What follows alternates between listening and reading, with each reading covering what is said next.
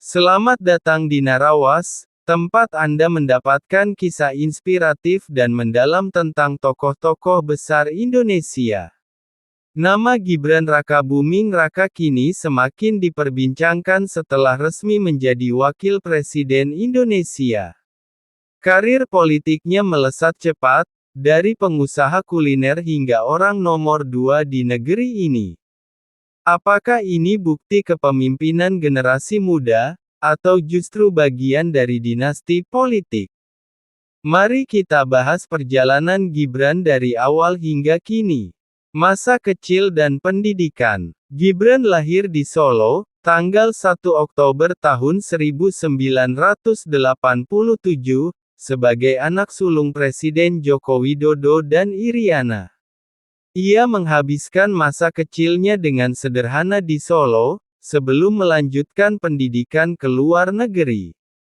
Gibran menempuh studi di Singapura Orchid Park Secondary School dan MDIS dan Australia, University of Technology Sydney, mengambil jurusan manajemen bisnis. Dunia bisnis dan kesuksesan. Setelah lulus, Gibran kembali ke Indonesia dan membangun bisnis kuliner. Ia mendirikan Chili Pari, usaha catering yang berkembang pesat, serta Markobar, martabak kekinian yang viral di kalangan anak muda. Ia juga terlibat dalam berbagai bisnis lain seperti Kopi Gibran dan beberapa startup.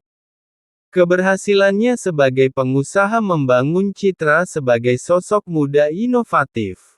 Namun, sebagian pihak menilai, latar belakang keluarganya berperan dalam kemudahan akses bisnisnya. Terjun ke politik, awal karir. Pada 2019, Gibran memasuki dunia politik. Langkah ini menuai pro dan kontra, mengingat ia adalah anak presiden.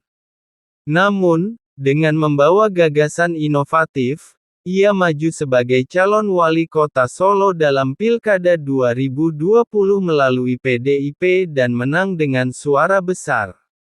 Sebagai wali kota, Gibran fokus pada digitalisasi layanan publik, pengembangan UMKM, dan revitalisasi kota.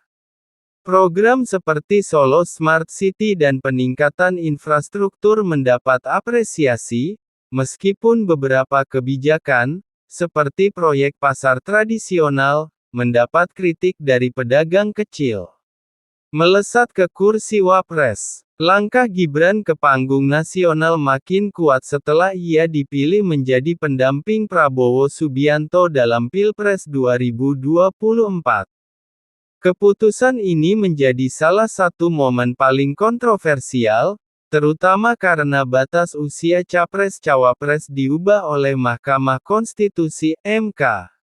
Perubahan aturan ini memungkinkan Gibran maju meskipun belum berusia 40 tahun.